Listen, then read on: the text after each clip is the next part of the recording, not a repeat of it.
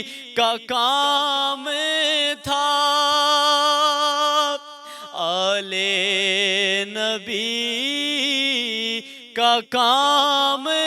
تھا، آلے نبی ہی کر گئے، آلے نبی کا کام تھا، آلے نبی ہی کر گئے، کوئی نہ لکھ سکا ادیب ایسی کتاب ریت پر، آل نبی نے لکھ دیا سارا نصاب ریت پر، آیا نہ ہوگا اس طرح حسن و شباب ریت پر، گلشن فاطمہ کے تھے سارے گلاب ریت پر۔ ماشاءاللہ آپ نے بہت خوبصورت منقبت پیش کی، اللہ تعالیٰ آپ کی آواز میں، آپ کے سوز میں مزید برکتیں عطا فرمائے۔ علامہ صاحب آپ کا بہت شکریہ کہ آپ نے حالات تباہ کے باوجود سفر کی صعوبت کو برداشت کرتے ہوئے آپ تشریف لائے اور آپ نے اس پروگرام میں حصہ لیا۔ اللہ رب العزت حضرت امام علی مقام رضی اللہ تعالیٰ عنہ کے پاکیزہ ذکر کا صدقہ آپ کو صحت بھی عطا فرمائے اور آپ کو اپنی برکتوں سے، رحمتوں سے نوازے اور آپ کی عزتوں میں مزید اضافہ فرمائے۔ آپ کا بھی بہت شکریہ کہ آپ نے مصروفیات میں سے وقت نکالا، تشریف لائے۔ اللہ تعالیٰ سب کی حاضری قبول فرمائے۔ ناظرین، ابھی پروگرام کا وقت ختم ہوا، کل انشاءاللہ ایک نئے عنوان کے ساتھ آپ کی خدمت میں حاضر ہوں گے۔ السلام علیکم ورحمۃ اللہ وبرکاتہ۔